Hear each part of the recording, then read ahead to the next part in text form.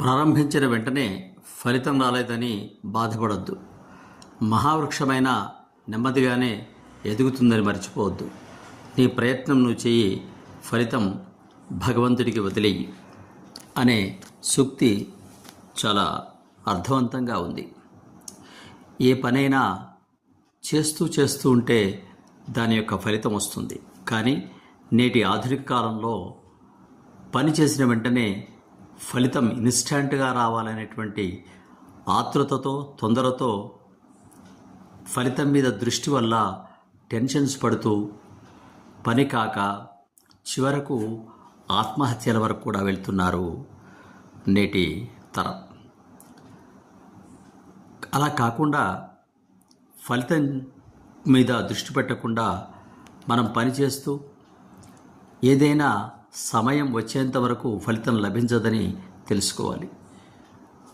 వరి వేసిన రైతు కనీసం ఆ మొలకెత్తి పంట చేతికి వచ్చేదాకా వేచి ఉండాల్సిందే.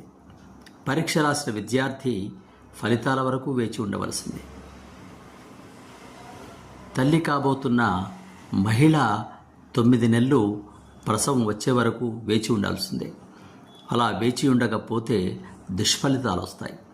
మనకు పురాణ గాథల్లో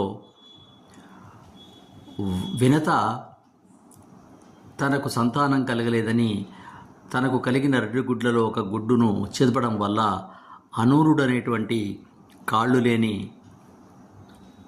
పిల్లవాడు పుడతాడు. అతడే మన సూర్యుడికి సారథి.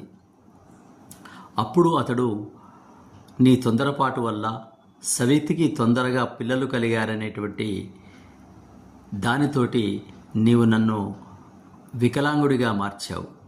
అందుకోసం నీవు నీ సవతికి దాస్యం చేయమని అతడు శపిస్తాడు, తల్లి అయినప్పటికీ కూడా.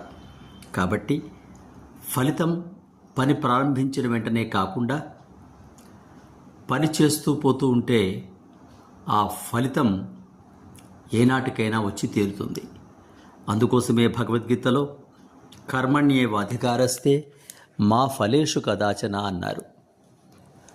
పని చేయటం అందే నీకు అధికారం ఉంది, కానీ ఆ ప్రయత్నాన్ని ఇలాగే రావాలని ఆశించడం వల్ల లాభం లేదు.